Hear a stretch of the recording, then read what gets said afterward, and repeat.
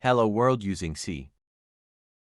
Hello, and welcome to Coding is Love. Today, we are going to write our first Hello World program in C. To start, we open our code editor, such as Visual Studio Code.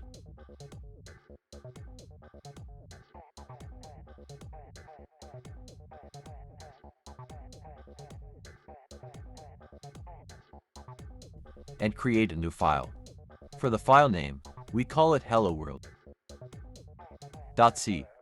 The .c extension indicates that this is a C language file. Our first line is the preprocessor directive, that is #include less than stdio.h greater than. This line is telling the compiler to include the standard input-output header file in our program.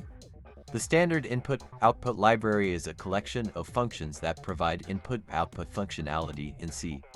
The next line is int main. Int stands for integer, and it indicates the return type of the main function. The main function is the starting point of our program, and every C program must have a main function.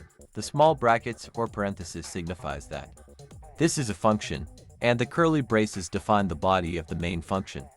Within the body of the main function, we use the printf function. The printf function is a built-in function in the standard input-output library, and it is used to output text to the console. In this case, we pass the string hello world as an argument to the printf function. Finally, at the end of each statement in C, we use a semicolon as a line terminator. This is used to indicate the end of a statement in C. Now we check our program by compiling and running it.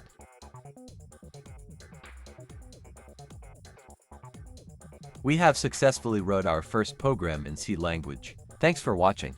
See you in next video. Thank you.